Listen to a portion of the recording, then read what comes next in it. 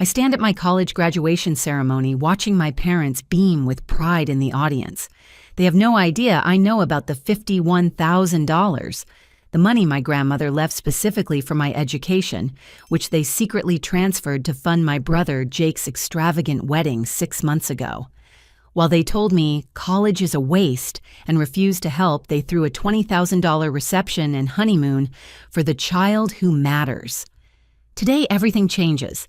Today, they learn what their favoritism really cost them.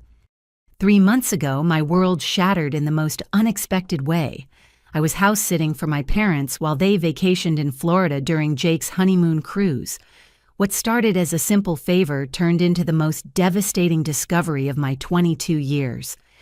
I remember walking through their spotless suburban home in Cincinnati, watering my mother's prized orchids and collecting mail.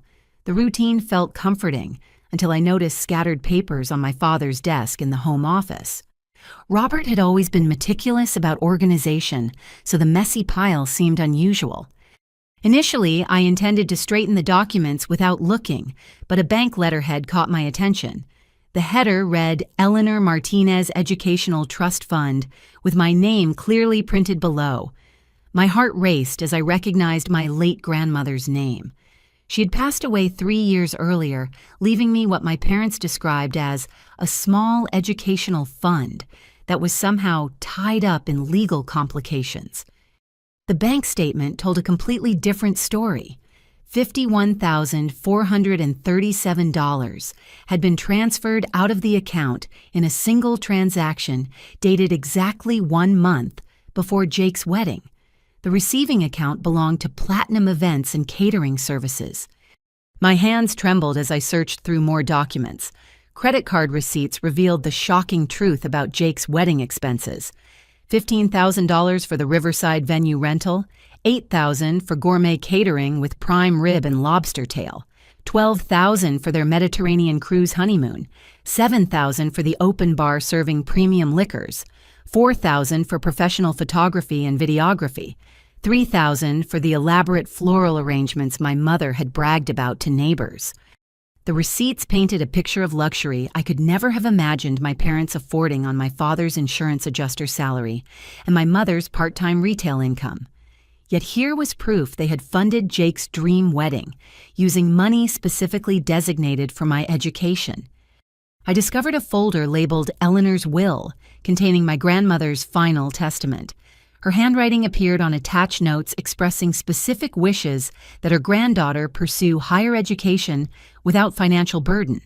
She had saved this money working double shifts as a hospital cafeteria supervisor for 30 years, determined to give me opportunities she never had. The cruelest detail emerged from a handwritten letter my mother had drafted to Jake's fiancée, Ashley. Linda described how excited she was to give her son the wedding he deserves, and how proud she felt supporting the child who will actually make something of himself. She wrote about my psychology degree as Angelita's expensive hobby that won't lead anywhere meaningful. I spent that entire evening reading through documents each page, confirming that my parents had systematically lied to me for months. While I worked 3 jobs to afford tuition at the University of Cincinnati, sleeping 4 hours nightly and surviving on ramen noodles, they were planning my brother's lavish celebration using my inheritance. The most heartbreaking discovery was a receipt for wedding favors costing $800. My parents had spent more on decorative trinkets for party guests than I earned in 2 weeks at my campus bookstore job. They chose to fund chocolate boxes wrapped in silk ribbons rather than support their daughter's education. That night, I sat in their immaculate living room surrounded by family photos showcasing Jake's achievements, while mine remained relegated to a single small frame tucked behind my mother's decorative candles. The evidence sprawled across their coffee table like pieces of a puzzle, finally revealing its devastating picture. I realized my parents had been planning this betrayal for over a year, carefully coordinating the timing to ensure the money was available for Jake's wedding expenses. They had watched me struggle, financially accepted my exhausted complaints about working multiple jobs, and never once mentioned the substantial fund sitting untouched in my name. The following Sunday dinner at my parents' house felt like walking into a trap I had set for myself. I arrived with copies of every document hidden in my purse, my heart pounding as I watched my mother, Linda, set the table with her best china, the same pattern she had registered for Jake's wedding gifts. The conversation started normally. My father, Robert, discussed his latest insurance cases, while Linda complained about her co-workers' incompetence at the department store. Jake and Ashley shared honeymoon photos from their Mediterranean cruise, describing five-star restaurants and luxury hotels I could never afford. The sunset from our suite balcony was absolutely breathtaking. Ashley gushed, showing pictures of their ocean view accommodations. Your parents really went overboard making sure we had the perfect trip. I watched my parents exchange satisfied glances, basking in praise for their generosity. Linda reached over to pat Jake's hand affectionately while completely ignoring my presence at the opposite end of the table. "We wanted you to start your marriage with beautiful memories," Linda said warmly. "No expense was too great for our son's happiness." The irony burned in my chest. I cleared my throat and placed the first bank statement on the table beside my untouched meatloaf. Speaking of expenses, I found something interesting while house-sitting last week. Robert's fork paused halfway to his mouth. His eyes focused on the document, and I watched color drain from his face as he recognized the letterhead. "Angelita, what exactly are you doing with private financial documents?" Linda's voice carried a sharp edge of defensiveness. Learning the truth about my grandmother's educational fund, I replied, calmly spreading additional receipts across the table. "The $51,000 you told me was tied up in legal complications." Jake looked confused, glancing between the papers and our parents' increasingly tense expressions. Ashley leaned forward, her curiosity piqued by the sudden shift in atmosphere. "I don't understand what you think you've discovered." Robert began his insurance adjuster training, kicking in as he attempted damage control.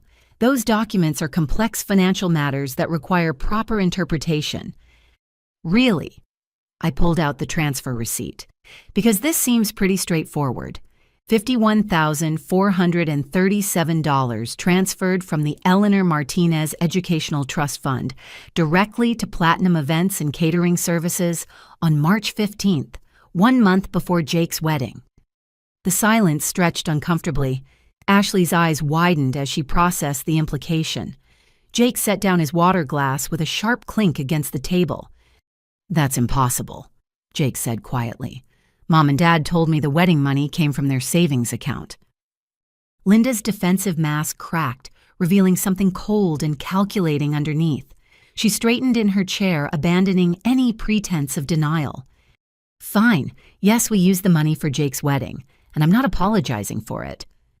Her blunt admission shocked everyone, including Robert, who shot her a warning look that she completely ignored. "Jake is the one carrying on the family name." Linda continued, her voice growing stronger with conviction. "He's the one who will give us grandchildren and maintain family traditions.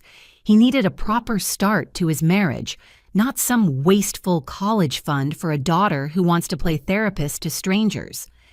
The brutal honesty cut deeper than any lie could have. My mother wasn't expressing momentary frustration or poor judgment. She was revealing core beliefs she had harbored for years. "Your grandmother left that money for education." I managed to say, my voice barely steady. "Your grandmother was a sentimental old woman who didn't understand practical priorities," Linda snapped.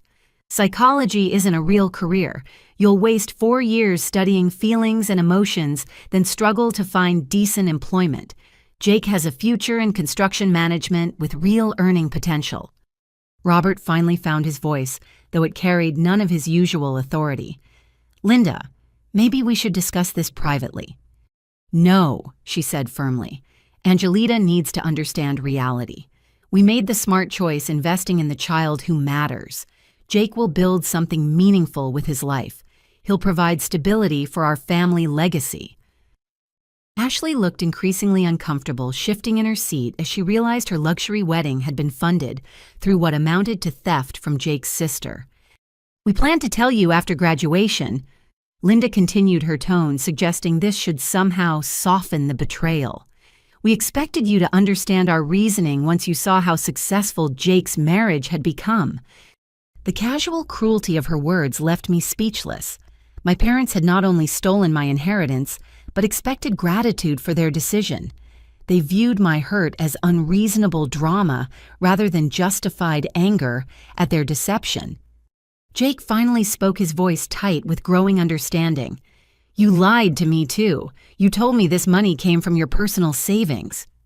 "We protected you from unnecessary guilt," Robert said, quietly, speaking for the first time since the confrontation began. "You deserve to enjoy your wedding day without worrying about financial details." "Financial details," I repeated incredulously. "You stole my inheritance and call it financial details." Linda's eyes flashed with irritation. "Don't be so dramatic, Angelita. You're perfectly capable of handling your own expenses. You've proven that by working multiple jobs and maintaining good grades. Jake needed our help more than you did." The conversation ended when I gathered my documents and left without another word. Behind me, I heard Ashley beginning to ask pointed questions about the true source of their wedding funding, while Jake sat in stunned silence, finally understanding the scope of our parents' favoritism. 2 days after the disastrous dinner, Jake texted asking to meet at Brewhouse Coffee, a quiet shop near the University of Cincinnati campus where we had occasionally studied together during high school. The familiar setting felt surreal given the circumstances that brought us there. He arrived looking haggard, his usual confident demeanor replaced by visible anxiety. Dark circles under his eyes suggested he had been sleeping poorly since learning the truth about his wedding funding. "I've been thinking about Sunday night non-stop." He began stirring sugar into his black coffee with unnecessary intensity. "I need you to know that I had absolutely no idea where the money came from." I studied his face, searching for signs of deception but finding only genuine distress. Jake had always been a terrible liar, unable to maintain eye contact when being dishonest. Today, his gaze remained steady and filled with regret. "When Ashley and I started planning the wedding, I specifically asked Mom and Dad if they could afford to help," he continued. "I was worried about them overspending on our celebration when they should be saving for retirement." He pulled out his phone and scrolled to a text conversation from 8 months earlier. The messages showed Jake expressing concern about wedding costs and their parents repeatedly assuring him they had been saving money specifically for this purpose for years. "Look at this," he said, pointing to a message from Linda dated last October. She wrote that they had been putting aside money since I graduated high school, planning for the day I would get married. She said it would be their joy to give me the wedding of my dreams using funds they had carefully accumulated. The text thread revealed a pattern of detailed lies our parents had constructed. Robert had sent Jake spreadsheets showing fictional savings account balances and projected wedding budgets. Linda had discussed their excitement about using money they had worked so hard to save for Jake's future happiness. "They showed me bank statements," Jake said, his voice barely above a whisper. "Fake ones, I guess, or maybe they move money around temporarily to create the impression they had substantial savings." He scrolled further, revealing messages where Jake had repeatedly offered to scale back wedding plans if the costs were too high. Their parents had consistently refused, insisting they wanted to provide the best possible celebration for their son's marriage. "Here's the worst part," Jake said, showing me a thank you card he had written to our parents after the honeymoon. The handwritten note expressed deep gratitude for their incredible personal sacrifice and years of careful saving to give him a perfect wedding. He had specifically praised their generosity in using money they had worked so hard to accumulate for his happiness. Reading his sincere appreciation for their supposed sacrifice felt like a punch to the stomach. Our parents had not only stolen from me, but had manipulated Jake into feeling grateful for their theft. I wrote this card believing they had given up vacation plans and retirement dreams to fund my wedding. Jake said, his eyes filling with tears.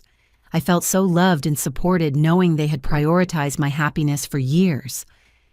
He revealed another devastating detail from their conversation with Ashley the night before their wedding.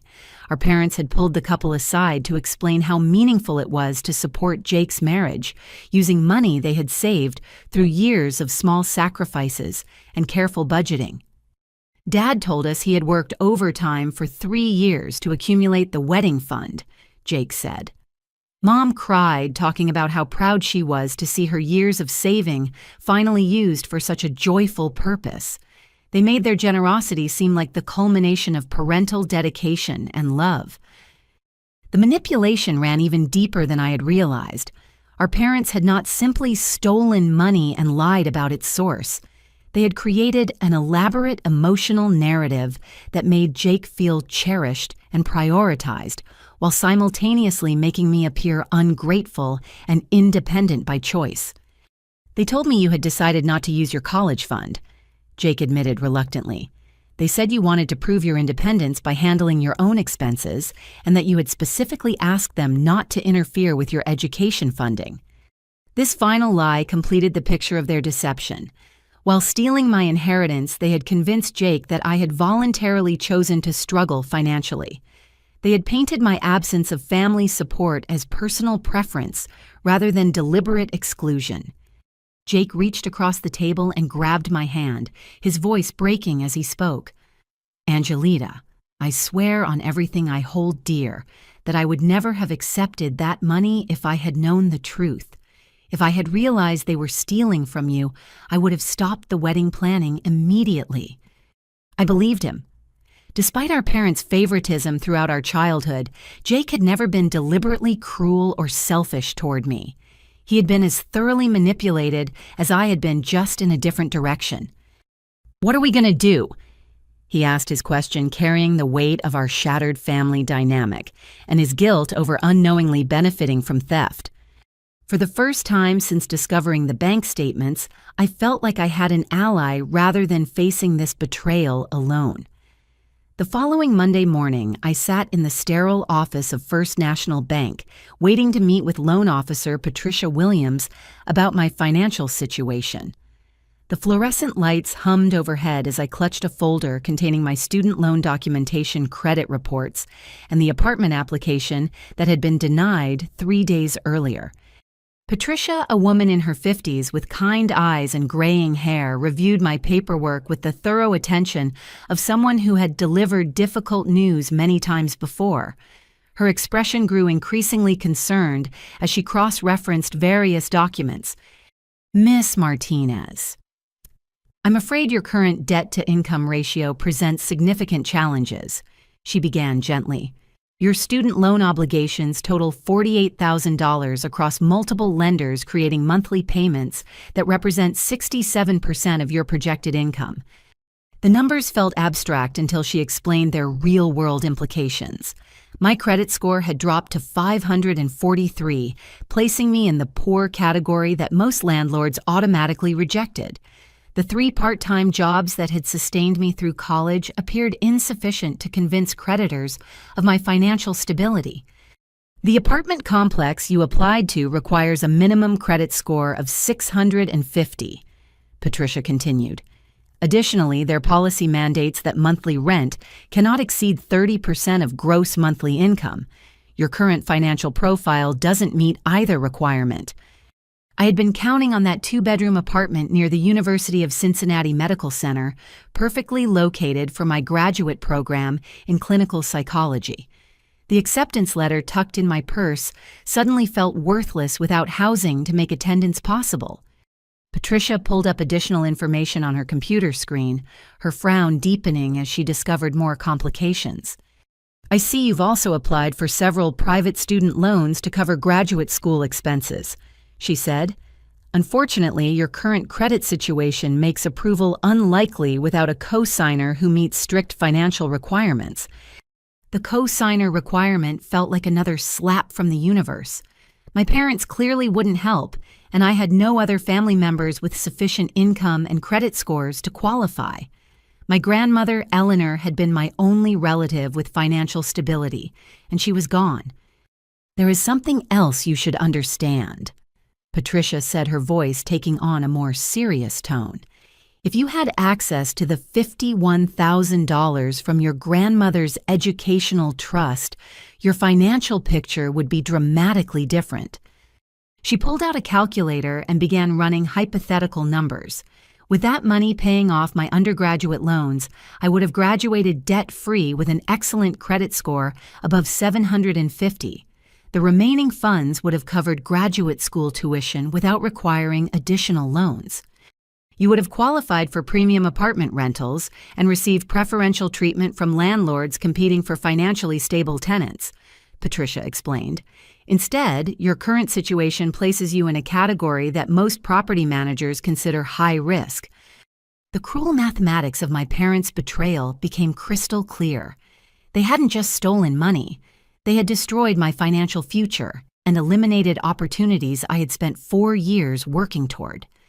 Patricia hesitated before sharing additional information that made my situation even more dire. Miss Martinez, there's something else you should know about your graduate program acceptance. I have a daughter who attended the same clinical psychology program 3 years ago. My heart sank as I anticipated more bad news. The program requires students to complete unpaid internships at local hospitals and mental health facilities. She continued, most students need flexible housing arrangements and reliable transportation to manage internship schedules that can include nights and weekends. Your current financial constraints would make meeting these requirements extremely challenging. She described how her daughter had struggled even with family financial support working part-time while completing demanding coursework and internship hours. Students without financial stability often dropped out during the second year, when internship demands made outside employment nearly impossible. The students who succeed typically have family support or substantial savings to cover living expenses during intensive training periods, Patricia said gently. Your current debt load would require maintaining multiple jobs, which conflicts with program requirements. I left the bank feeling completely defeated. The stolen inheritance hadn't just been money, it had been my pathway to a career in psychology and financial independence. Without it, I faced an impossible choice between declining my dream program or attempting graduate school with insurmountable financial obstacles. That evening, I called Dr. Sarah Martinez, my undergraduate psychology professor, who had written recommendation letters for my graduate applications. She had been my mentor and inspiration throughout college, and I desperately needed guidance about my options. Angelita, I'm so sorry to hear about your housing situation, Dr. Martinez said after I explained my predicament. Unfortunately, the clinical psychology program has very strict attendance and participation requirements that make it nearly impossible for students to maintain substantial outside employment. She confirmed Patricia's warnings about the program's demands and added details that made my situation feel hopeless. The second-year internship placements were highly competitive, and students who appeared financially unstable or overly stressed often received less desirable assignments that hurt their career prospects. I hate to ask this, but do you have any family who could provide temporary financial support? Dr. Martinez inquired carefully. The question hung in the air like a challenge I couldn't meet. My family had money, my money, but they had chosen to spend it on my brother's wedding rather than my education. The irony felt suffocating. As I hung up the phone, I realized my parents' theft had created consequences far beyond the immediate financial loss. They had stolen my timeline, my opportunities, and potentially my entire career path in psychology. The next morning, I drove 40 minutes to the University of Cincinnati Medical Center to meet with Dr. Elena Martinez, the clinical psychology program director who would become my graduate advisor if I could somehow make attendance possible. Her office overlooked the sprawling medical complex, where I had dreamed of completing my internship rotations. Dr. Martinez, a distinguished woman in her early 50s with silver-streaked hair and warm brown eyes, had been my first choice for graduate mentorship based on her groundbreaking research in family trauma therapy. Her published studies on inheritance disputes and sibling favoritism had influenced my undergraduate thesis, making this meeting feel both hopeful and heartbreaking. I received your email about housing complications. She began settling into the chair across from her desk, rather than maintaining the formal barrier between us. I want you to know that we very much want you in our program, Angelita. Your application stood out among more than 300 candidates. She pulled out my admission file, pointing to highlighted sections of my personal statement and research proposal. My undergraduate work on family dynamics and financial manipulation had resonated strongly with the admissions committee, particularly given my first-hand experience with these issues. Your research proposal on inheritance-related family trauma is exactly the type of innovative work our program needs, Dr. Martinez continued. We specifically selected you because of your unique perspective on how financial manipulation affects family relationships and individual psychological development. The irony of her praise felt overwhelming. My personal statement had described overcoming family challenges that I thought were behind me, not realizing I was living through the exact trauma I hope to study and treat in others. However, I need to be completely honest about our program policies regarding deferrals and financial hardship. Dr. Martinez said, her tone shifting to convey serious concern.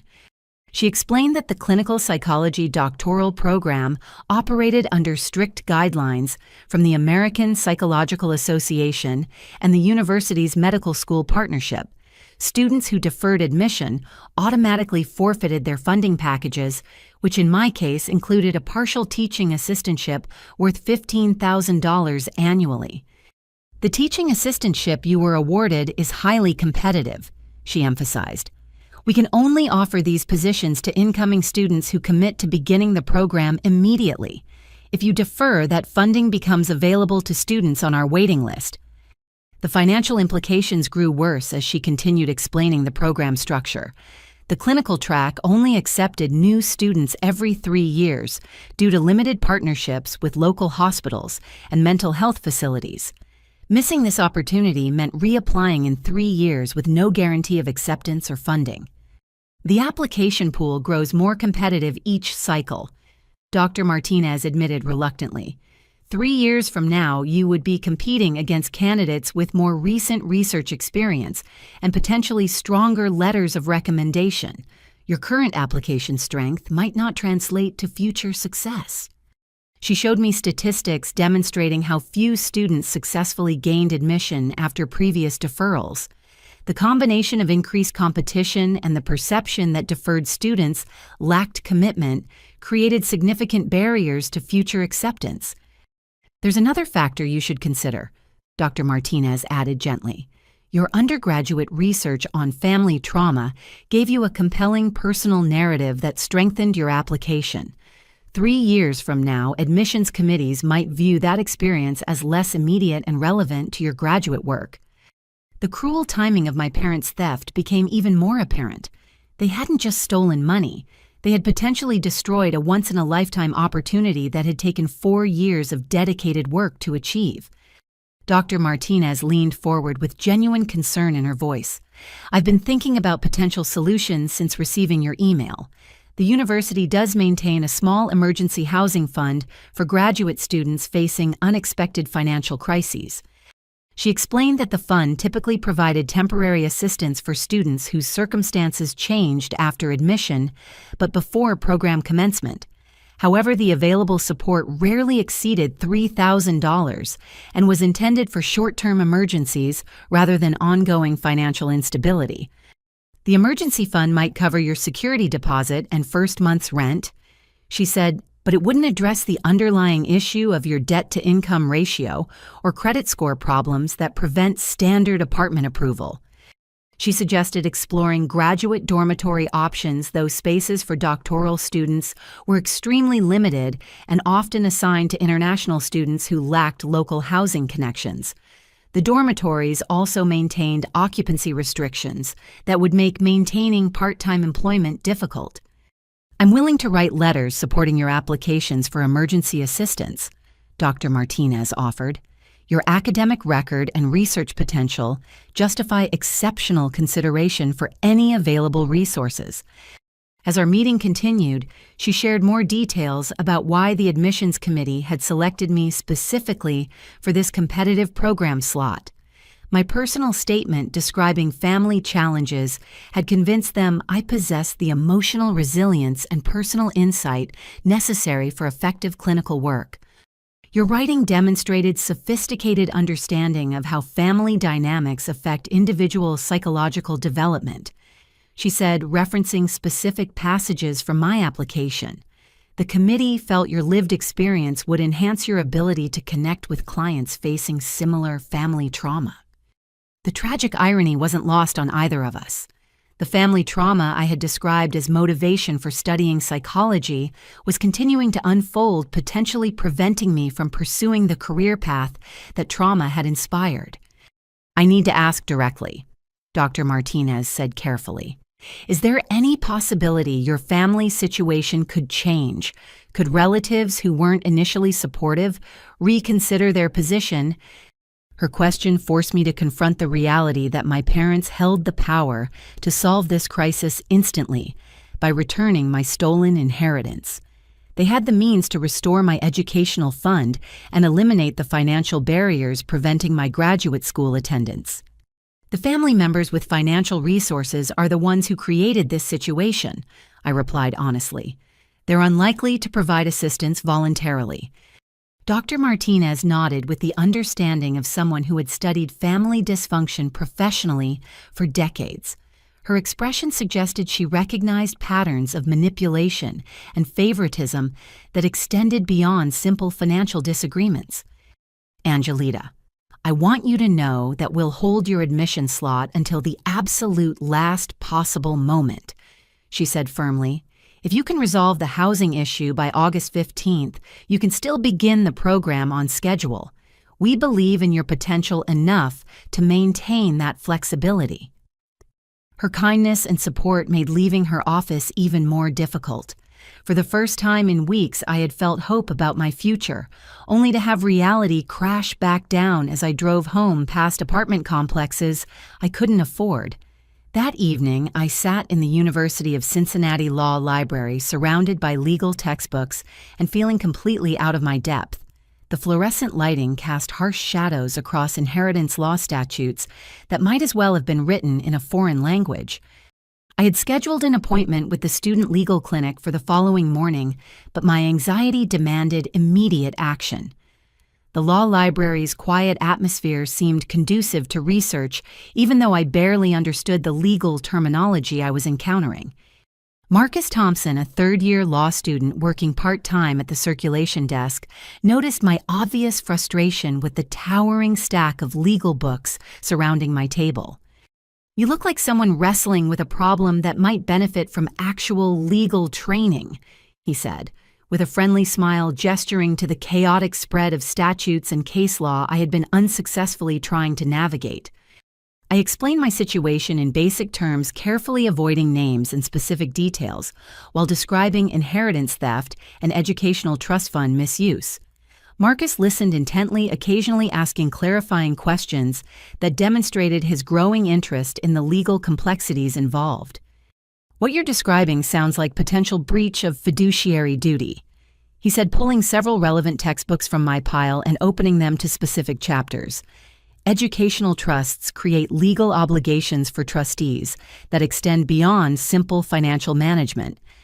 He guided me through the relevant Ohio statutes governing inheritance law and educational trust administration. The legal language was dense and intimidating, but Marcus translated the key concepts into understandable terms. Ohio Revised Code, Section 2109.23, specifically addresses misuse of educational trust funds, he explained, pointing to highlighted passages in the statute book. When trustees use designated educational funds for purposes outside the trust scope, they're legally required to restore the full amount plus interest. The revelation that legal remedies might exist for my situation felt like the first ray of hope I had experienced since discovering my parents' theft. Marcus continued researching, finding additional statutes that strengthened my potential case. "Here's something interesting," he said, showing me a section about inheritance fraud. "Ohio law treats misuse of educational trusts as a form of theft when trustees knowingly violate the grantor's stated intentions." He explained that my grandmother's will would be the crucial document determining whether legal action was viable. If her testament contained specific language designating the funds exclusively for my education, my parents' actions could constitute criminal behavior rather than simple financial disagreement. You need to obtain a copy of your grandmother's complete will, Marcus advised. The language she used to establish the educational trust will determine the strength of your legal position. He provided contact information for the law school's clinic and suggested I schedule an immediate consultation with supervising attorneys who specialized in inheritance disputes. Marcus also recommended contacting the law firm that had handled my grandmother's estate to request copies of all relevant documents. There's one more thing you should consider. He added, his expression becoming more serious. If you decide to pursue legal action, you need to understand that family relationships rarely survive inheritance lawsuits. Even if you win financially, you might lose your family permanently. His warning carried the weight of someone who had witnessed family destruction through legal battles. I thanked Marcus for his help and gathered my research materials, feeling both empowered by newfound knowledge and terrified by the implications of using it. The following morning, I called Henderson Williams and Associates, the law firm that had handled my grandmother Eleanor's estate. The receptionist connected me with Jonathan Williams, the attorney who had overseen the will reading 3 years earlier. "Miss Martinez, of course I remember your grandmother's estate," Mr. Williams said warmly. "Eleanor was a remarkable woman who was very specific about her intentions regarding your educational fund." He scheduled an immediate appointment to review the complete will and discuss my legal options. His willingness to meet quickly suggested he understood the urgency of my situation. "I should mention that your grandmother included some unusual provisions in her will that might be relevant to your current circumstances," Mr. Williams said mysteriously before ending our call. "I think you'll find our conversation quite illuminating."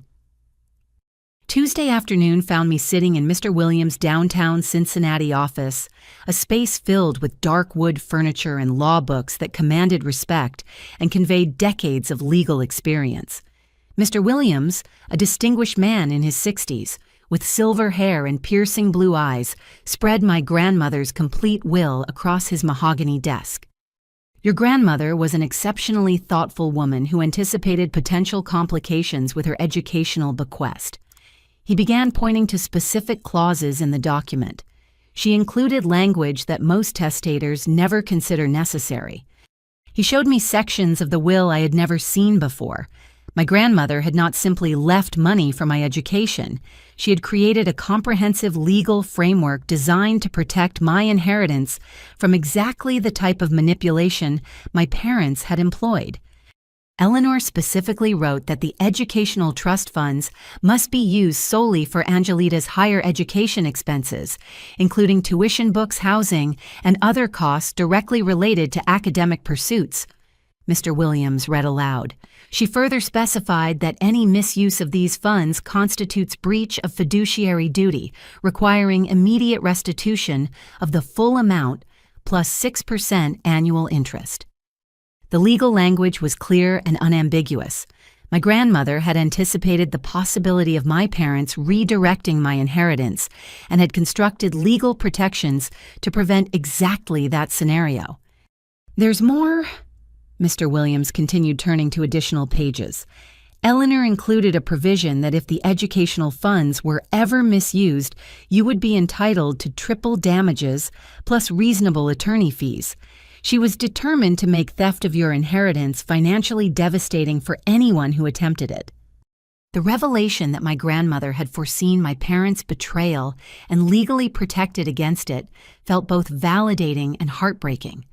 Eleanor had understood her daughter Linda's favoritism toward Jake and had tried to shield me from its consequences even after her death.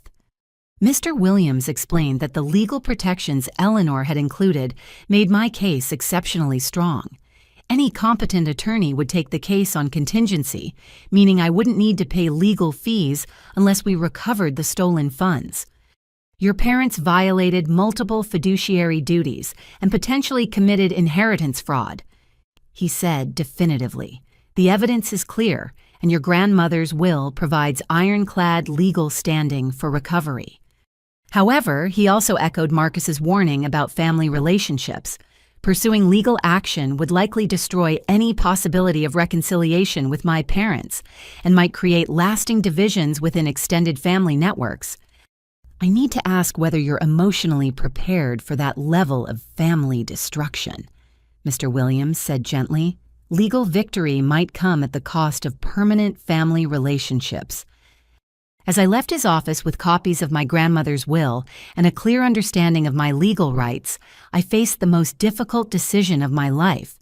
I had the power to recover my inheritance and save my graduate school opportunity, but using that power would likely end my relationship with my parents forever. 3 days later, Jake called me at 11:30 at night, his voice tight with panic and desperation. Background noise suggested he was calling from his car rather than his apartment, and I could hear the stress in his rapid breathing. Angelita.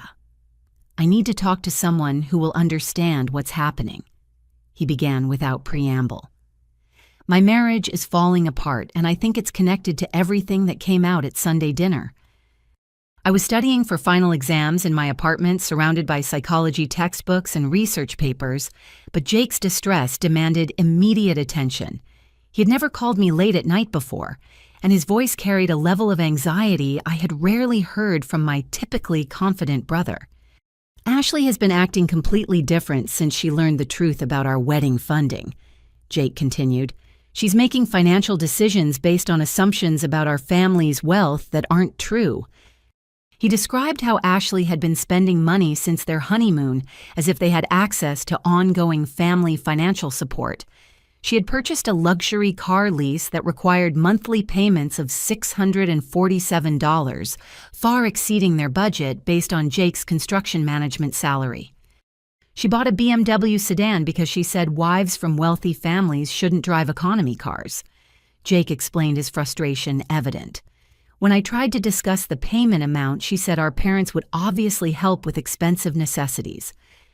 The situation had escalated beyond automotive purchases. Ashley had spent $4,000 on furniture for their 2-bedroom apartment, selecting pieces from high-end retailers and expecting Jake's parents to contribute to major household expenses. She's planning home renovations that would cost $15,000, Jake said, his voice breaking with stress. Crown molding, granite countertops, hardwood floors. She keeps saying successful families invest in their children's homes, and our parents will want us to have a beautiful place for entertaining. I could hear the financial pressure building in Jake's voice as he described Ashley's expectations. She had grown up in a middle-class family where parents occasionally helped with major expenses, but she now believed Jake's family possessed substantial wealth based on their wedding generosity. The worst part is that she's already booked our first anniversary trip to Europe, Jake continued. 12 days in Italy and France, staying in luxury hotels that cost $300 per night. She said our parents would be insulted if we didn't celebrate our first anniversary properly. He'd been afraid to tell Ashley they couldn't afford her lifestyle choices because she had married him, believing his family was financially stable and generous. The elaborate wedding had created expectations about ongoing support that Jake knew he couldn't meet.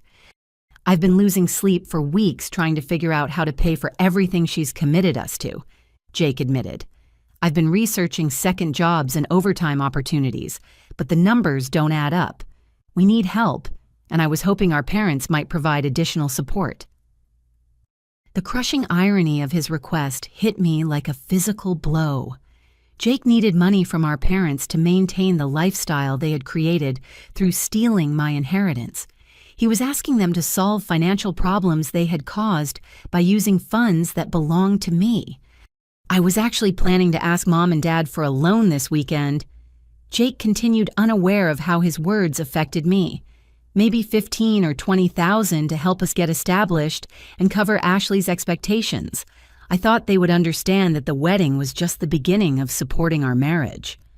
I felt simultaneously angry and sympathetic. Jake was facing financial pressure created entirely by our parents' deception, but his solution involved asking for more money that would likely come from other questionable sources. "Jake, do you understand that Mom and Dad don't actually have the kind of money Ashley thinks they do?" I asked carefully. There was a long pause before he responded, and I could hear him processing the implications of my question. "What do you mean?" he asked slowly.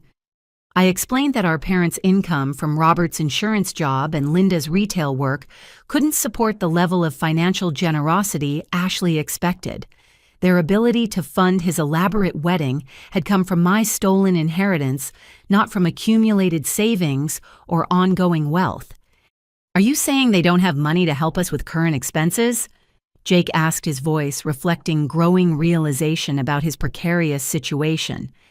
"I'm saying they spent my $51,000 on your wedding, and they probably don't have substantial savings to solve your current problems," I replied honestly.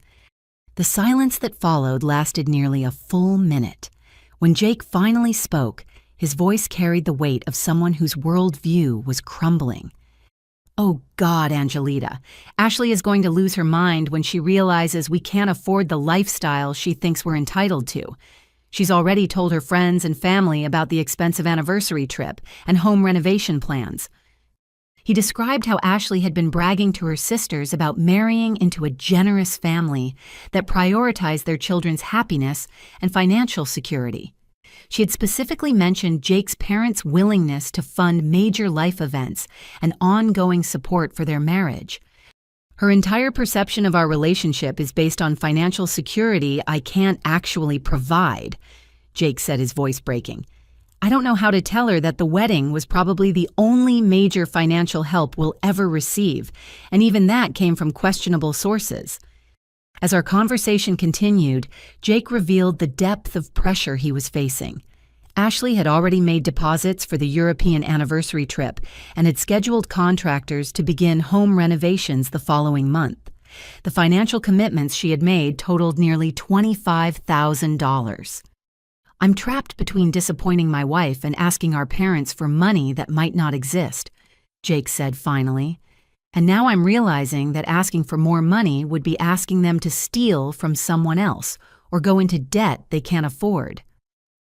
For the first time, Jake seemed to understand that our parents' favoritism toward him had created problems rather than providing genuine advantages.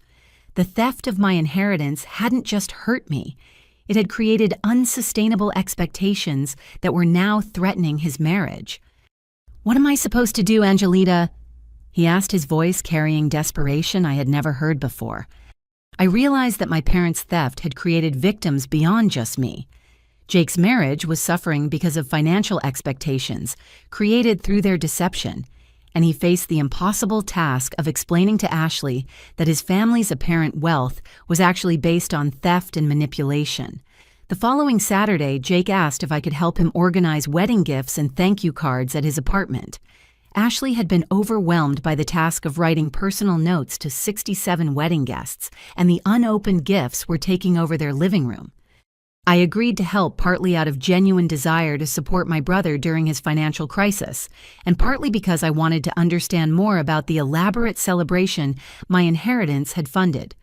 Jake's downtown apartment reflected Ashley's expensive taste with furniture and decorations that clearly exceeded their budget. Ashley went to visit her sister in Louisville for the weekend, Jake explained as I surveyed the chaos of wedding gifts covering every surface of their living room. She needed space to think about our financial situation after I finally told her the truth about our parents' limited resources.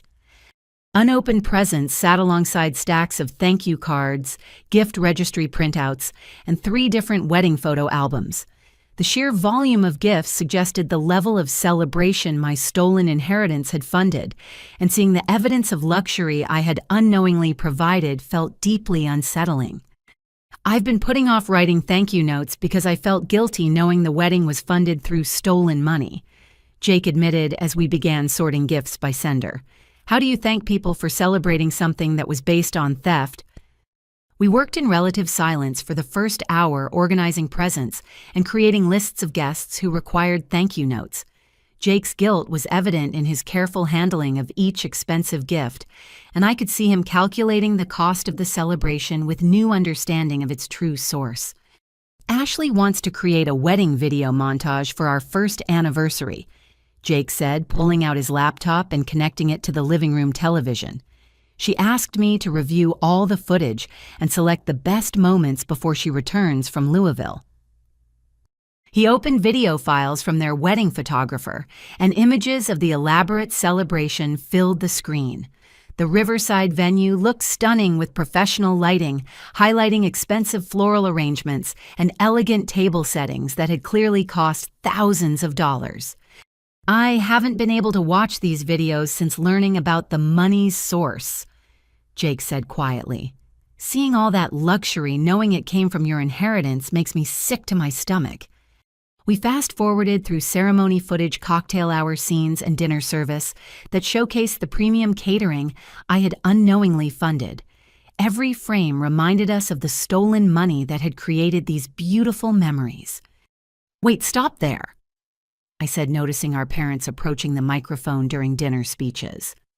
"I want to see what Mom and Dad said during the reception." Jake hesitated before playing the footage. "Are you sure you want to watch this? It might be painful to see them taking credit for everything." I insisted, and he reluctantly played the video segment. Our father, Robert, stepped up to the microphone, looking proudly at the assembled guests while Linda beamed beside him. "Good evening, everyone." Robert began, his voice carrying across the restaurant with confidence and authority. "Linda and I want to thank you for celebrating this special day with Jake and Ashley."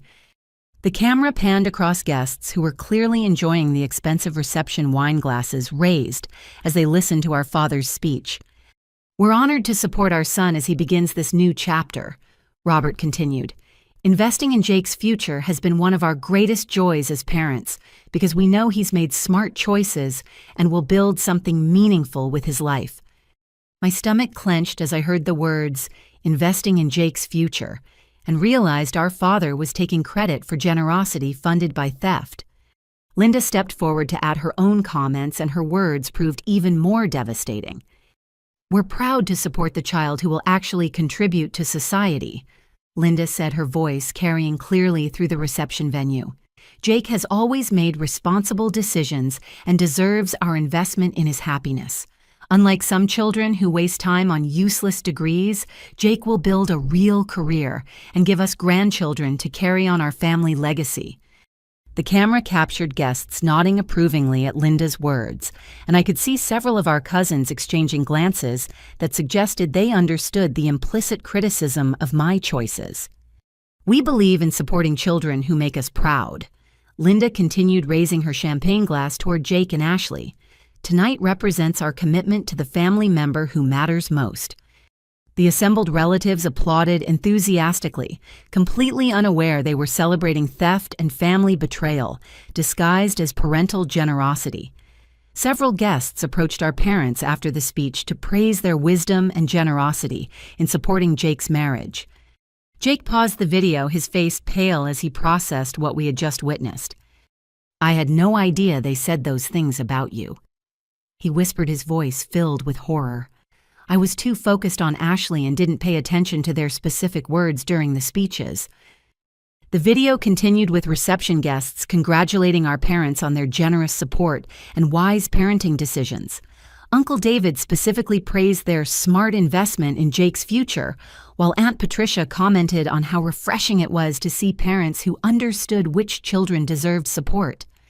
"They didn't just steal your money," Jake said, his realization growing as we watched more footage.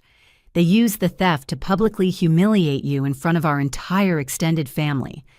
We discovered additional devastating footage from the cocktail hour, where Linda had been speaking with Ashley's parents about the importance of supporting children who made responsible life choices.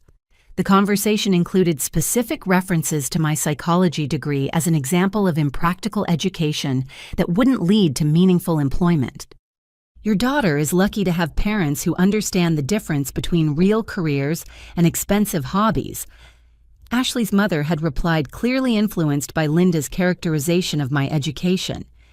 The wedding video revealed that our parents had used my stolen inheritance not just to fund Jake's celebration, but to create a public narrative that portrayed me as irresponsible and undeserving, while positioning themselves as wise parents who invested in the right child. As we finished watching the reception footage, Jake looked completely devastated. "Angelita, I am so incredibly sorry," he said, tears streaming down his face. "I had no idea they were using our wedding as an opportunity to destroy your reputation with the family. This is so much worse than I realized." Monday morning found me sitting in the law office of Henderson Williams and Associates, where Mr. Williams had scheduled an emergency meeting after my phone call describing the wedding video discovery. His secretary had moved other appointments to accommodate my urgent need to discuss new developments in my case. "Miss Martinez, I'm glad you called immediately after discovering that footage," Mr. Williams said as I settled into the leather chair across from his desk. "The public disparagement of your character adds another dimension to your legal options that we need to discuss." He had prepared additional documents since our previous meeting, suggesting he had been researching precedents for my case. A thick folder labeled Eleanor Martinez Estate, Supplemental Materials, sat prominently on his desk. "Before we discuss your recent discoveries, I need to share something your grandmother left in my care," Mr. Williams said, retrieving a sealed envelope from his office safe.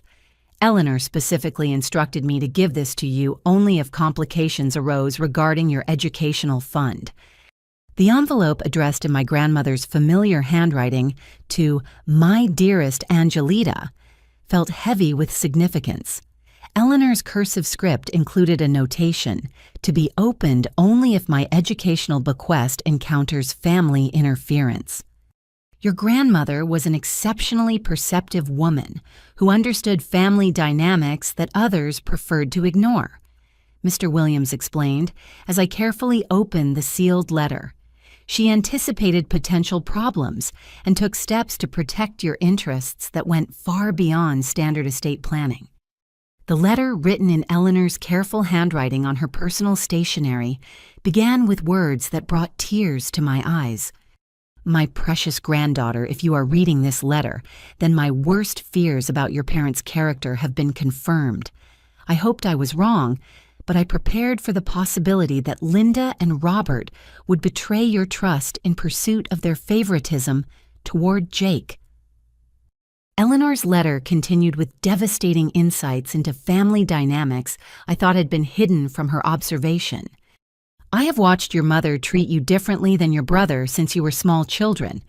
Linda's disappointment in having a daughter became more obvious as you grew older and developed interests she didn't understand or value. I tried to compensate for her lack of support, but I worried about what would happen after my death." The letter revealed that Eleanor had specifically modified her will multiple times to protect my inheritance from exactly the type of manipulation my parents had employed. She'd consulted with Mr. Williams extensively about legal language that would prevent misuse of educational funds. "I included specific provisions in my will that require complete restitution if your educational money is used for any other purpose," Eleanor wrote. "I also arranged for additional protections that your parents don't know about." Mr. Williams watched as I read, occasionally pointing to relevant sections of Eleanor's letter that corresponded with legal documents he had prepared. "Here's the most important part," he said, directing my attention to a paragraph highlighted in yellow. Eleanor's letter revealed that she had secretly recorded conversations with my parents during the will reading process 3 years earlier. She'd been suspicious of their promises to safeguard my inheritance and had used a small recording device to capture their verbal commitments. "I recorded Linda and Robert promising to use your fund exclusively for education," Eleanor wrote. "They specifically assured me that Jake would receive separate wedding support from their own savings and that your inheritance was sacred for your educational purposes only." Mr. Williams produced a small digital recorder from his desk drawer, along with transcripts of the recorded conversations. Eleanor had documented multiple instances where my parents explicitly promised to protect my educational fund and expressed understanding of their fiduciary responsibilities. "Listen to this section," Mr. Williams said, playing a portion of the recording where Linda's voice was clearly audible. "Eleanor, please don't worry about Angelita's fund," Linda's voice said through the speaker. "We understand completely that this money is specifically for her education. We would never dream of using it for any other purpose. Jake will receive wedding support from our own savings when the time comes." Robert's voice followed equally clear in his commitment. "That educational money is sacred, Eleanor. We promise you that Angelita's inheritance will only be used for her college and graduate school expenses. You have our word as her parents."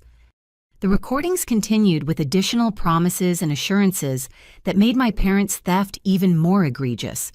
They had looked my dying grandmother in the eyes and sworn to protect my inheritance while apparently already planning to steal it for Jake's wedding.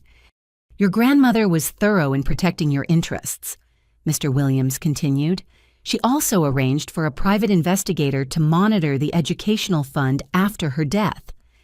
He showed me reports from a private investigation firm documenting my parents' financial activities over the past 3 years.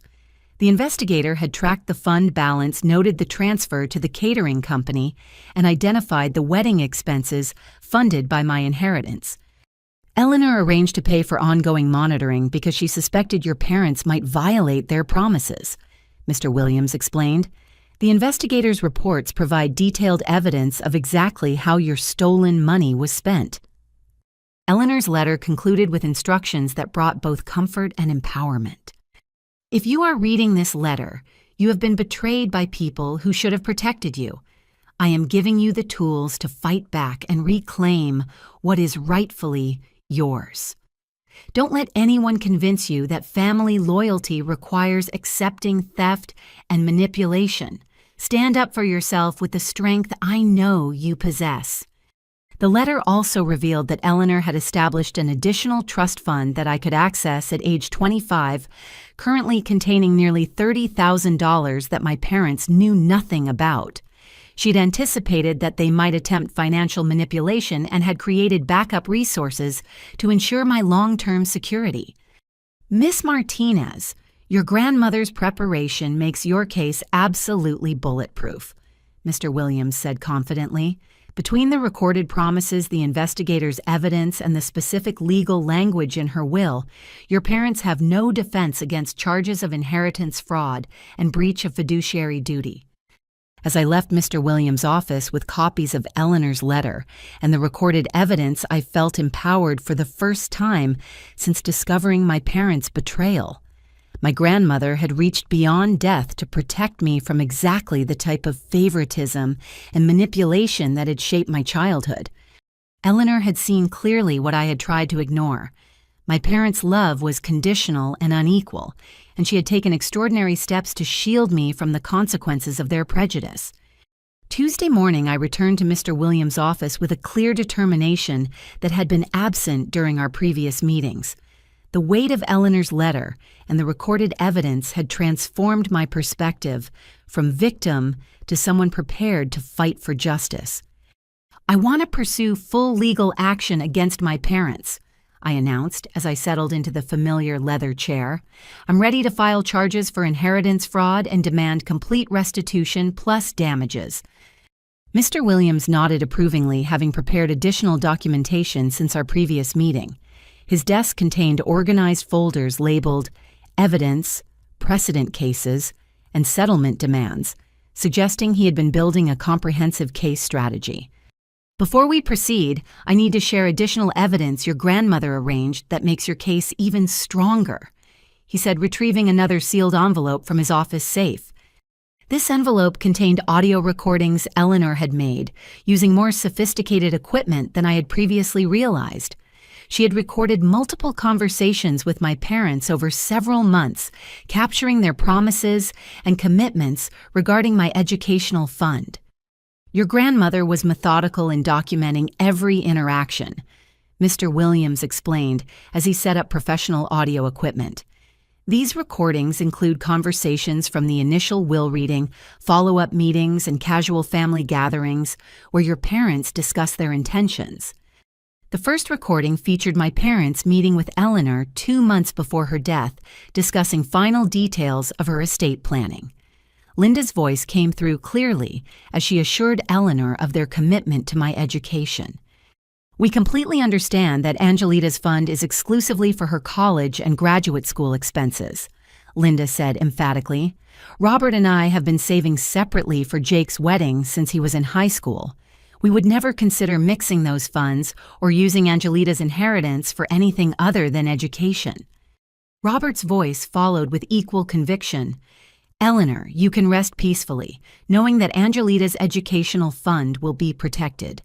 We've already discussed with Jake that his wedding expenses will come from our personal savings.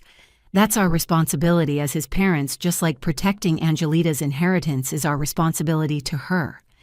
The recording continued with Eleanor specifically asking about their financial planning for both children. My parents provided detailed explanations of their separate savings accounts and their commitment to treating both children fairly while respecting the specific purposes of Eleanor's bequests. "We've been putting aside money for Jake's wedding for 8 years, Linda explained in the recording. "We started saving $50 monthly when he turned 16, and we've increased that amount as Robert's salary grew. We have nearly $15,000 specifically designated for his wedding expenses." The lie was comprehensive and deliberate. My parents had created an entire fictional narrative about wedding savings while secretly planning to steal my inheritance. Eleanor had been systematic in recording these conversations because she sensed deception beneath their promises. Mr. Williams played additional recordings from family gatherings where my parents discussed their commitment to educational equality. At Thanksgiving dinner 2 years ago, Robert had specifically told Eleanor that both children would receive equal educational support and that Jake's eventual wedding would be funded through separate parental savings. "These recordings demonstrate premeditation," Mr. Williams explained. "Your parents didn't simply make a poor decision in a moment of financial pressure. They systematically lied to Eleanor while planning to violate their fiduciary duties." He showed me legal precedents for inheritance fraud cases involving educational trusts. Ohio courts had consistently ruled that trustees who misused designated educational funds were required to pay triple damages plus interest and attorney fees. The most relevant case involved a father who used his daughter's educational trust to pay for his son's medical school tuition, Mr. Williams said, referencing a court decision from 2 years earlier. The judge ruled that favoritism-based misuse of trust funds constituted both breach of fiduciary duty and theft by deception. The legal precedent was encouraging, but Mr. Williams wanted to ensure I understood the full scope of evidence supporting my case. He produced bank records obtained through the private investigator Eleanor had hired, documenting every transaction involving my educational fund over the past 3 years. The investigator tracked your fund balance monthly and identified exactly when and where the money was transferred. He explained, showing me detailed financial reports. "We can prove that your parents transferred the funds directly to wedding vendors just weeks before Jake's ceremony." The investigative reports included photographs of my parents meeting with wedding planners, receipts from luxury vendors, and evidence of the Mediterranean cruise booking that had consumed $12,000 of my inheritance. Eleanor's foresight in arranging professional documentation made proving theft straightforward. Your grandmother also arranged for character witness statements. Mr. Williams continued producing letters from Eleanor's friends and former co-workers who could testify about her specific intentions regarding your educational fund. 3 of Eleanor's closest friends had provided notarized statements describing conversations where Eleanor expressed concern about Linda's favoritism toward Jake and her determination to protect my educational opportunities. The statements demonstrated Eleanor's clear intentions and her awareness of potential family manipulation. These witnesses can testify that Eleanor specifically worried about your parents' trustworthiness and took extraordinary precautions to protect your inheritance, Mr. Williams explained. Their testimony will counter any arguments that Eleanor intended flexible use of the educational funds. He outlined the legal strategy we would pursue, beginning with a formal demand for restitution that would give my parents one final opportunity to resolve the matter without public court proceedings.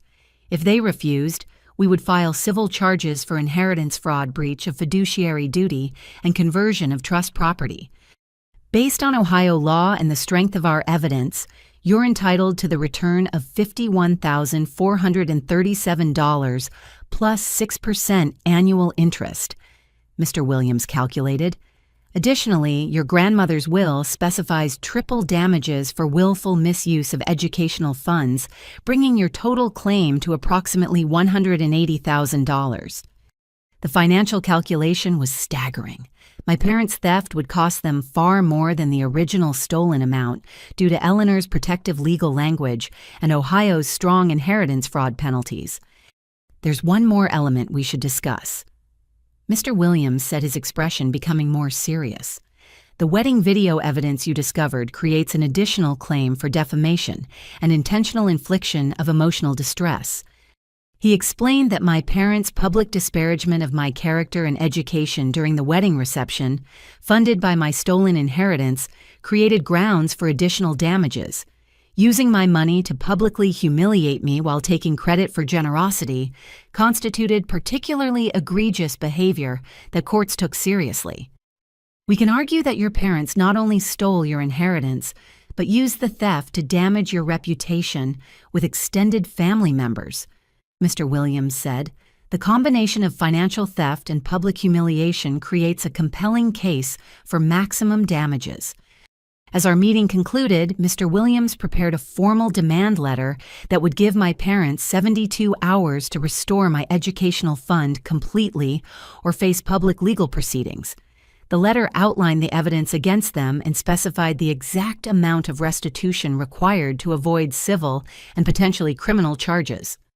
Miss Martinez, your grandmother's preparation has given you an unwinnable legal position, Mr. Williams said confidently.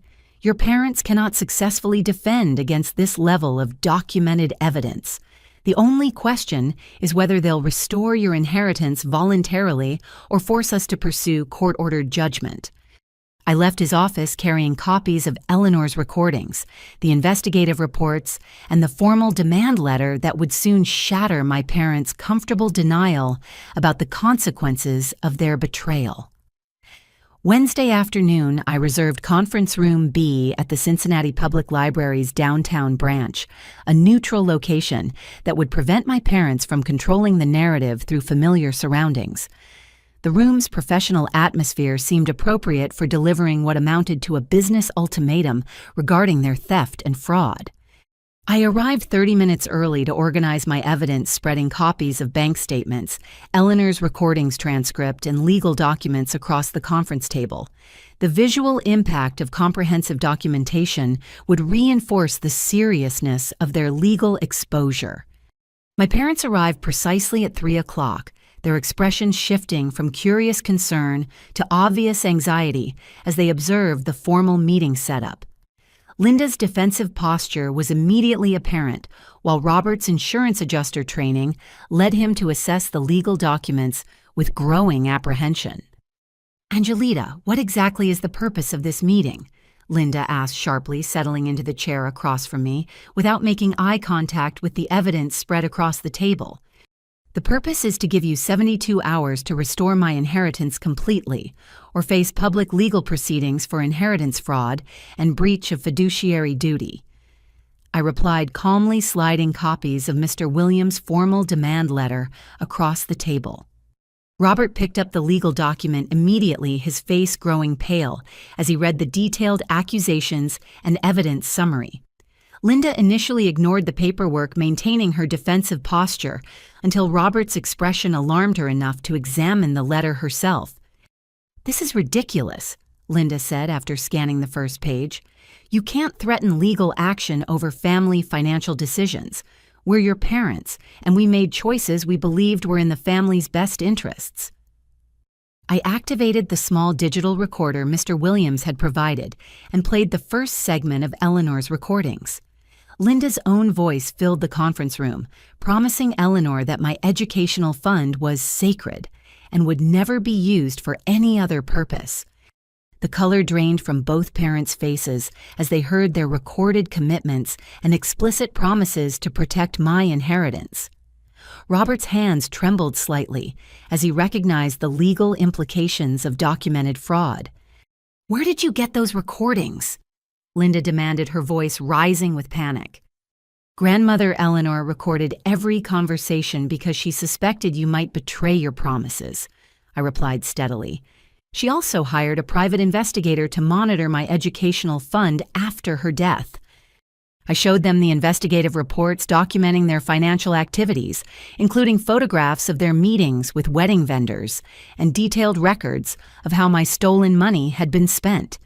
The evidence was comprehensive and undeniable. Eleanor left specific instructions that if you violated your fiduciary duties, I should pursue maximum legal remedies."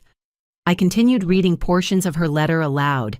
She anticipated exactly this type of favoritism-based theft and created legal protections to ensure justice. Robert finally found his voice, though it carried none of his usual authority. "Angelita, surely we can discuss this as a family, without involving lawyers and legal threats." "You had 3 years to discuss this as a family," I replied firmly. "Instead, you chose to lie, steal, and publicly humiliate me using my own inheritance money. The time for family discussions ended when you violated grandmother's trust and your legal obligations." I played additional recordings where Linda specifically explained their separate savings for Jake's wedding, demonstrating the premeditated nature of their deception. Their own voices provided undeniable evidence of systematic lies and planned betrayal. Linda's defensive anger transformed into desperation as she grasped the strength of the evidence against them. "You're threatening to destroy your own family over money. Is that really what Eleanor would have wanted?" "Eleanor specifically wanted me to fight back against theft and manipulation," I replied, reading directly from her letter. She wrote that family loyalty doesn't require accepting betrayal and that I should stand up for myself with strength. I outlined their legal exposure, explaining that Ohio law required triple damages for willful misuse of educational trust funds. Their $51,000 theft would cost them approximately $180,000 in court-ordered restitution, plus attorney fees. "You have 2 choices," I said, sliding Mr. Williams' business card across the table. "Restore the complete educational fund within 72 hours or face public legal proceedings that will bankrupt you and destroy your reputation." Robert studied the legal documents with growing understanding of their hopeless position. "Angelita, we don't have $51,000 available immediately. The wedding expenses depleted our savings, and we don't have liquid assets to restore the fund quickly." "That's not my problem," I replied without sympathy. "You chose to steal my inheritance for Jake's luxury wedding. Finding restitution money is your responsibility, not mine." Linda made one final attempt at manipulation.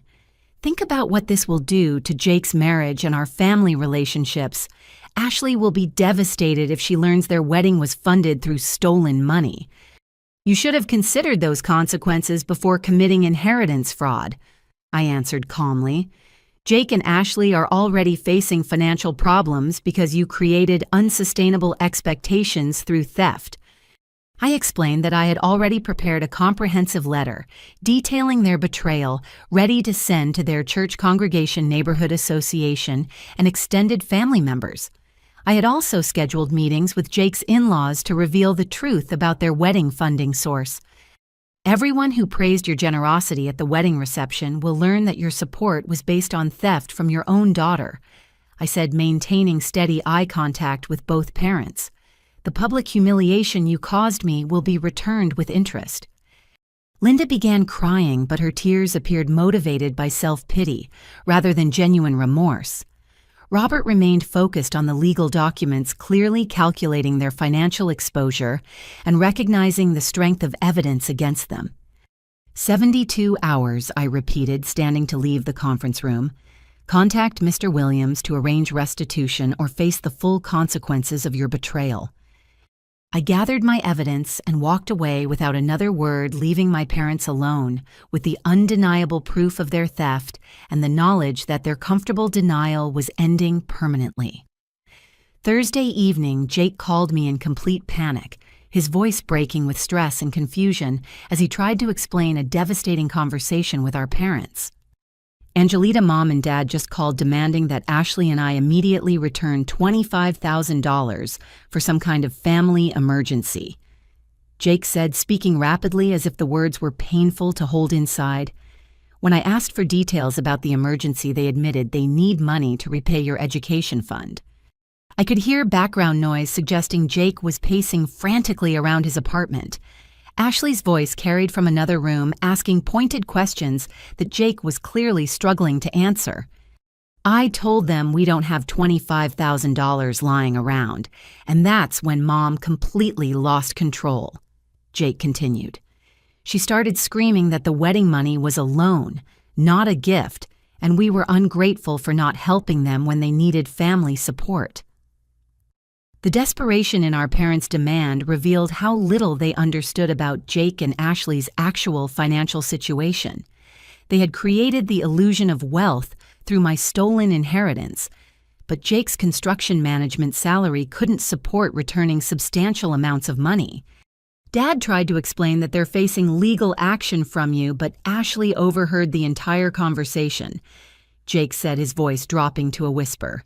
"She's absolutely furious that our wedding was funded by stolen money from your inheritance." I could hear Ashley's voice rising in the background, though her specific words were unclear. Jake's responses suggested she was demanding explanations he couldn't provide about his family's deception and manipulation. "Ashley is threatening divorce," Jake admitted, his voice breaking completely. "She says I lied about our family's wealth and that she married me under false pretenses. She feels humiliated that her dream wedding was actually based on theft from my sister." The conversation continued, with Jake describing Ashley's growing realization that their entire lifestyle since the wedding had been built on fictional expectations. She had bragged to friends and family about marrying into a generous, supportive family, only to discover that the generosity was stolen money.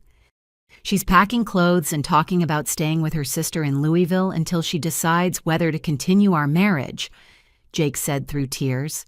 "She says she can't trust me if I come from a family that steals from each other." I felt simultaneously vindicated and sympathetic. Ashley's anger was completely justified, but Jake was suffering consequences for deception he hadn't participated in creating. "What did you tell Mom and Dad about the money they're demanding?" I asked. "I told them we don't have it," Jake replied. "The wedding expenses they paid for created debt we're still managing, not wealth we can access.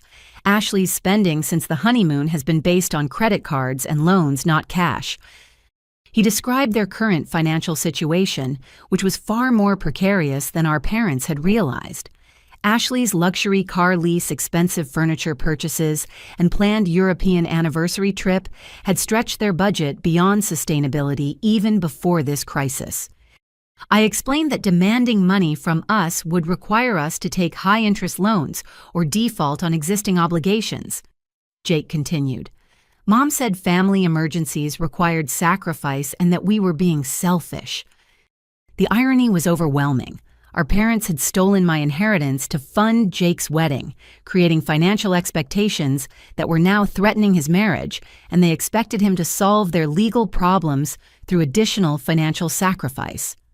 "Did you tell them about Ashley's reaction and the threat to your marriage?" I asked. I tried to explain how devastating this has been for Ashley, but Mom dismissed her feelings as dramatic overreaction, Jake said bitterly. "She said young wives needed to learn that family loyalty sometimes required uncomfortable truths." Linda's response demonstrated her complete inability to understand the consequences of her actions. She had created a crisis that was destroying Jake's marriage, while simultaneously demanding that he solve the legal problems resulting from her theft. Dad was slightly more understanding, but he kept saying they had no choice but to ask for our help. Jake continued. He admitted they don't have savings to restore your fund and were hoping we could provide at least partial restitution. Robert's admission revealed the depth of their financial irresponsibility. They had not only stolen my inheritance, but had apparently spent beyond their means on Jake's wedding, without maintaining resources to address potential consequences. Jake, I need you to understand something important, I said carefully. Our parents' legal problems are entirely self-created. You don't owe them money to fix consequences of their theft. There was a long silence before Jake responded, and I could hear him processing the implications of choosing between family loyalty and marriage preservation. I know you're right, he said finally, but watching Mom cry and hearing Dad talk about potential bankruptcy is really difficult. They made terrible choices, but they're still our parents. I explained that our parents' emotional manipulation was designed to make Jake feel responsible for solving problems he didn't create. Their tears and panic were consequences of their own actions, not his obligation to resolve. Ashley is right to be angry, I continued. Your marriage was built on lies our parents created, and now you're both suffering consequences of their deception. Don't let them destroy your relationship through additional manipulation. As our conversation ended, Jake faced an impossible choice between supporting his lying parents and preserving his marriage to a woman who felt betrayed by his family's theft and manipulation. The crisis was expanding beyond my stolen inheritance to threaten the very relationships our parents had claimed to be protecting through their favoritism. Friday morning brought an unexpected phone call from my father, his voice carrying a mixture of defeat and desperation I had never heard before. Robert had always maintained controlled professional composure, even during family disagreements, making his obvious emotional distress particularly striking. Angelita, your mother and I have secured the money to restore your educational fund, he began without preamble. We want to present it to you properly during a graduation celebration dinner we've planned for tomorrow evening. I was immediately suspicious of both the sudden availability of funds and their desire for a public presentation. My parents had shown no inclination toward genuine apology or private restitution during our library conference room confrontation. Where did you find $51,000 in 48 hours? I asked directly. We borrowed against my retirement fund, and your mother sold her jewelry collection, Robert replied, his voice reflecting the financial sacrifice these actions represented. It wasn't easy, but we understand the urgency of resolving this situation. The explanation seemed plausible but didn't address their motivation for public presentation rather than simple private restitution. I suspected they were planning another manipulation designed to control the narrative surrounding their theft. We've invited extended family members to witness our gift to you, Robert continued, confirming my concerns about their intentions. Uncle David, Aunt Patricia, your cousins and several other relatives want to celebrate your graduation and our support of your education. The word gift revealed their strategy. My parents intended to portray the return of my stolen inheritance as generous parental support rather than court-ordered restitution for theft. They were planning to rewrite history publicly while family members witnessed their supposed generosity. 15 relatives have already confirmed attendance for tomorrow evening, Robert said, his voice gaining confidence as he described their planned manipulation. We've reserved the back room at Panzini's restaurant, and your mother has prepared a special speech about how proud we are of your independence and academic achievements. I realized they had crafted an elaborate narrative designed to make themselves appear as supportive parents who had always planned to provide educational funding. The timing of their gift presentation would coincide with graduation celebration, suggesting long-term planning rather than emergency theft recovery. We want the family to understand how much we've always believed in your education, Robert continued. This celebration will demonstrate our commitment to both our children's success. Their manipulation was sophisticated and dangerous. By presenting the restitution as a planned gift during graduation festivities, they would create a public narrative that absolved them of theft while positioning me as ungrateful if I revealed the truth about their betrayal. "Linda has been working on her speech for days," Robert said, pride creeping into his voice.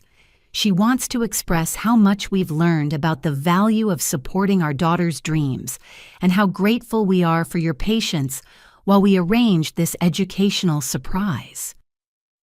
The reference to patience was particularly galling, as it suggested I had been aware of their planned support, rather than discovering their theft through accidental evidence. They were attempting to reframe my anger as impatience, rather than justified response to betrayal. "We know the timing seems sudden," Robert admitted, "but we wanted your graduation celebration to include this special moment of family support. Several relatives specifically asked to witness our presentation to you."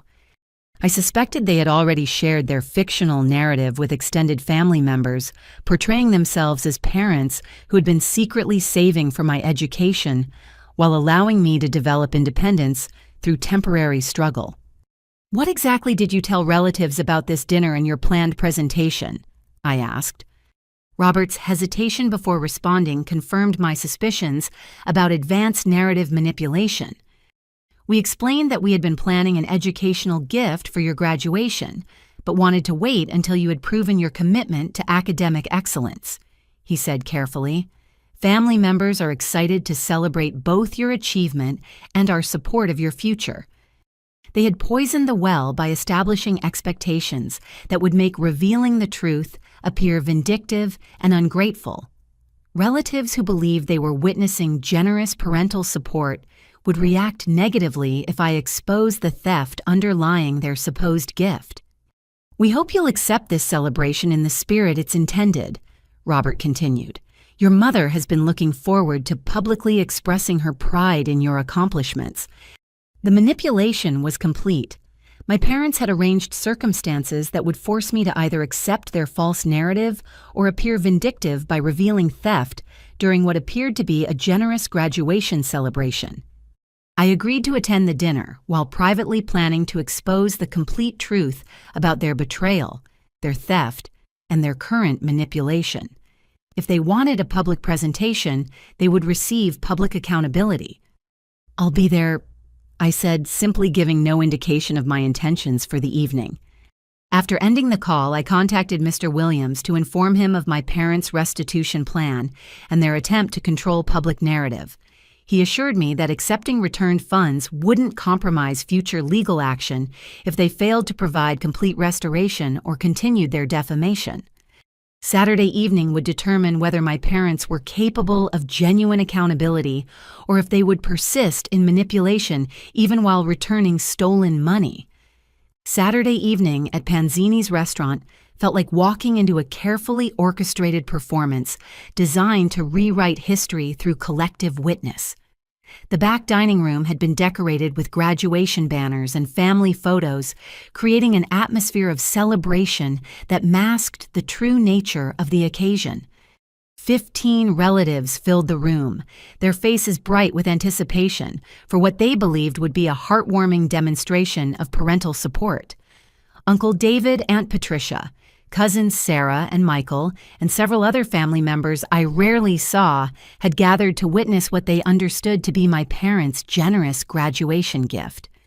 Linda wore her best dress and jewelry, having clearly spent considerable effort appearing as a proud, generous mother. Robert carried a cashier's check in an elegant envelope, preparing for his moment of apparent magnanimity. Both parents beamed with satisfaction as relatives praised their wisdom in supporting my education. "We're so proud of Angelita's achievements," Linda told Aunt Patricia as I entered the room. "Supporting her education has been one of our greatest joys as parents." The casual lies flowed effortlessly, supported by relatives who had no reason to suspect the truth about my stolen inheritance. Uncle David specifically commended my parents' patient approach to educational funding, praising their wisdom in allowing me to develop independence before providing support. Dinner proceeded with normal family conversation, graduation congratulations, and anticipation for the special presentation my parents had promised. Several cousins shared their own educational experiences and expressed gratitude for family support they had received during college years. "Your parents have been so excited about tonight," Cousin Sarah said warmly. "They've been planning this celebration for months and kept saying how proud they are of your academic success." The fictional narrative had been thoroughly established among family members who genuinely believed they were witnessing loving parents supporting their daughter's educational achievements. My parents had created perfect conditions for public manipulation. As dinner plates were cleared, Robert stood and raised his wine glass to command attention from the assembled relatives. "Everyone, Linda and I want to thank you for joining us tonight to celebrate Angelita's graduation and our pride in her academic accomplishments." Robert began, his voice carrying the confidence of someone accustomed to controlling narratives. He presented the cashier's check with theatrical flourish, announcing their long-planned educational gift, while relatives applauded approvingly. Linda dabbed tears from her eyes, portraying maternal emotion over her daughter's success. "We've always believed in Angelita's potential," Linda said as she prepared to deliver her rehearsed speech. "Supporting her education represents our commitment to both our children's futures." The moment for truth had arrived. I stood slowly accepting the check while maintaining eye contact with both parents. "Thank you for this $51,437. I said, clearly ensuring every relative heard the specific amount. "I want to share with everyone the remarkable story of how this money became available for my education." Linda's confident expression faltered as she realized I was departing from their expected script. Robert's face went pale, recognizing that their manipulation was about to be exposed. "This money originally came from my grandmother Eleanor's educational trust fund, which she established specifically for my college and graduate school expenses." I continued, my voice steady and clear. 3 years ago, Mom and Dad promised Eleanor they would protect this inheritance and use it only for my education. The room fell silent as relatives began processing information that contradicted everything my parents had told them about tonight's celebration. I activated my phone speaker and played segments of Eleanor's recordings, where Linda and Robert explicitly promised to safeguard my educational fund, while funding Jake's wedding through separate savings. "We would never dream of using Angelita's inheritance for any other purpose." Linda's recorded voice filled the restaurant. "That educational money is sacred, Eleanor." Uncle David demanded to see the bank statements I had brought, while Aunt Patricia stared at my parents with growing understanding of their deception. The evidence was comprehensive and undeniable. 6 months ago, Mom and Dad transferred this entire inheritance to pay for Jake's luxury wedding expenses. I explained, showing receipts for the riverside venue, gourmet catering, and Mediterranean honeymoon. While I worked 3 jobs to afford tuition, they spent my inheritance on prime rib dinners and open bar service. Cousin Michael asked pointed questions about the timeline and specific amounts while relatives examined the bank transfer records. The documentation painted a clear picture of systematic theft and long-term deception. At Jake's wedding reception, using my stolen inheritance money, Mom made a speech about supporting the child who matters and described my psychology degree as worthless compared to Jake's practical career. I continued referencing the wedding video evidence. The assembled family members sat in stunned silence as they realized they had been repeating my parents' lies about family priorities and educational choices. Several relatives approached me privately to apologize for comments they had made based on Linda's false narratives. Jake arrived during the middle of my presentation, having been called by concerned relatives. He publicly confirmed every detail of my account and apologized for unknowingly benefiting from theft.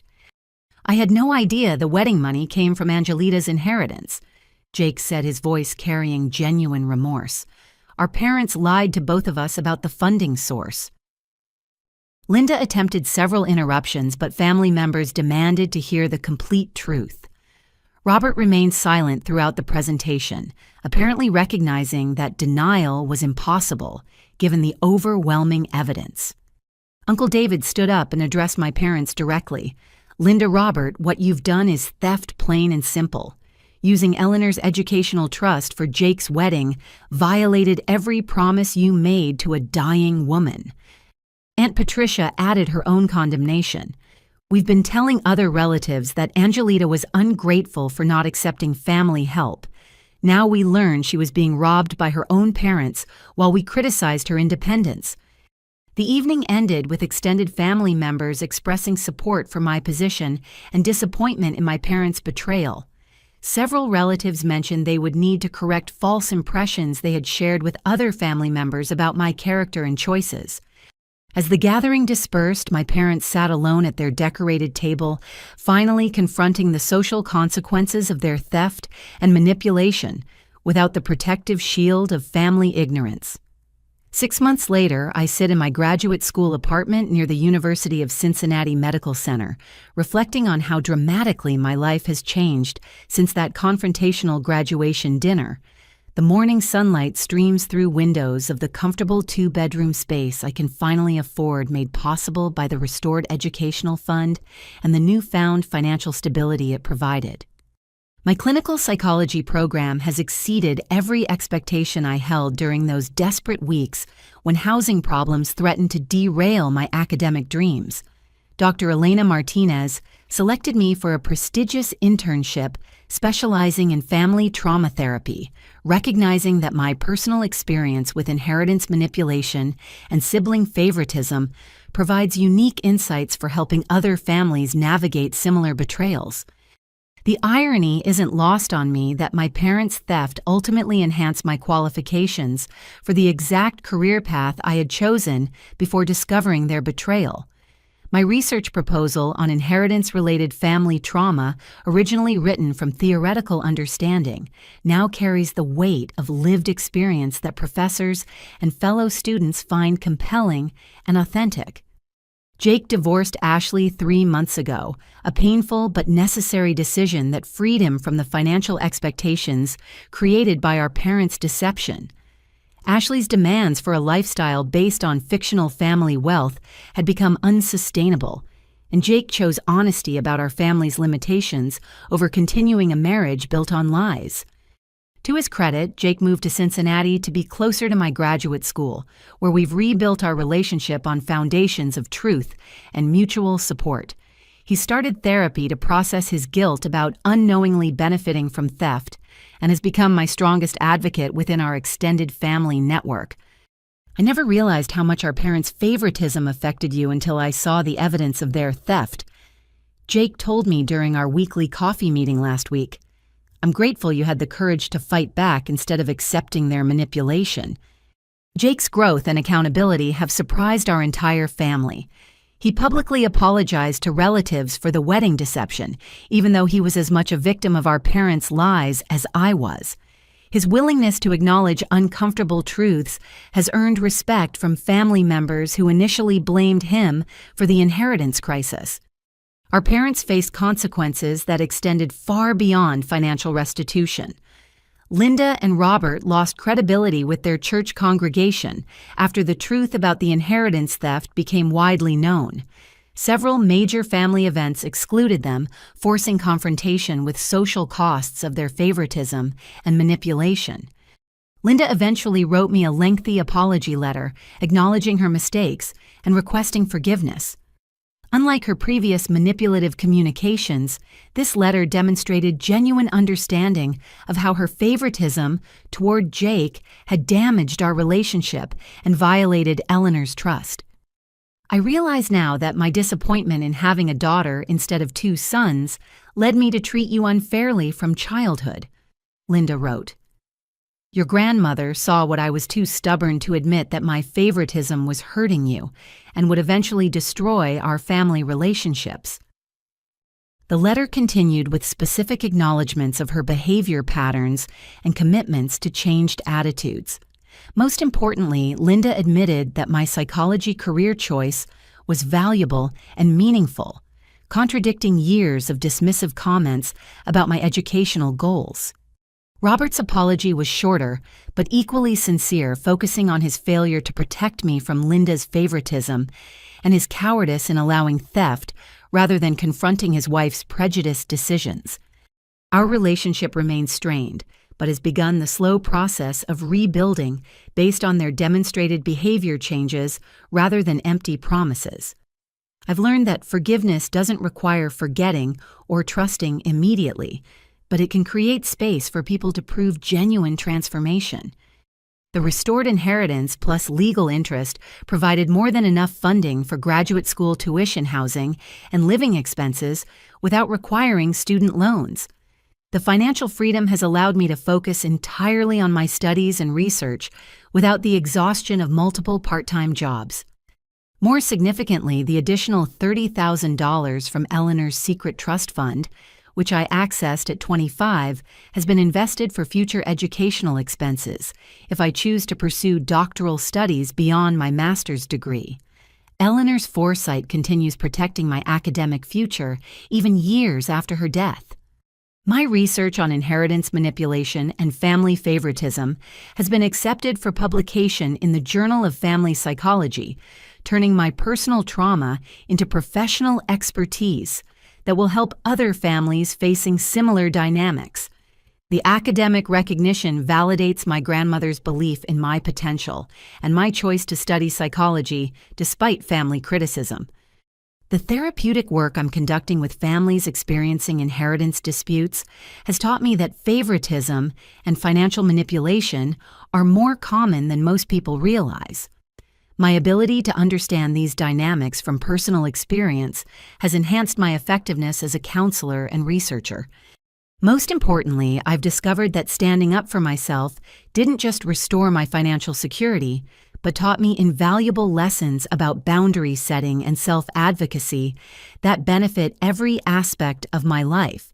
The strength I found to confront my parents' theft has carried over into professional relationships, academic challenges, and personal growth.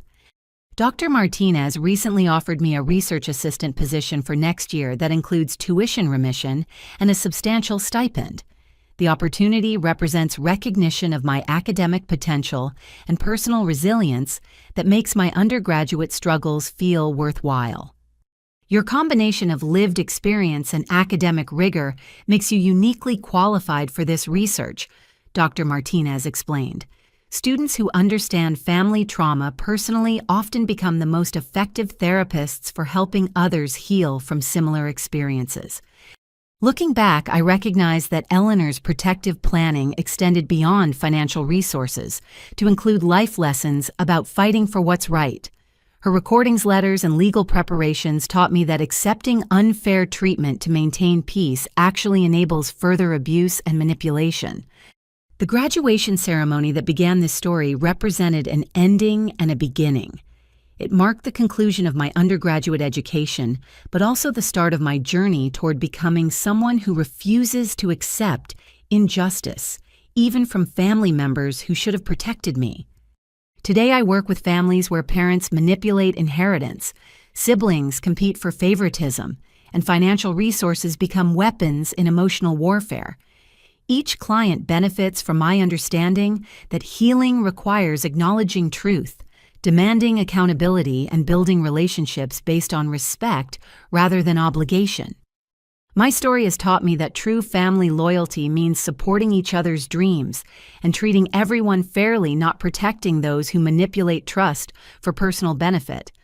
Sometimes the most loving action toward family members is refusing to enable their harmful behavior.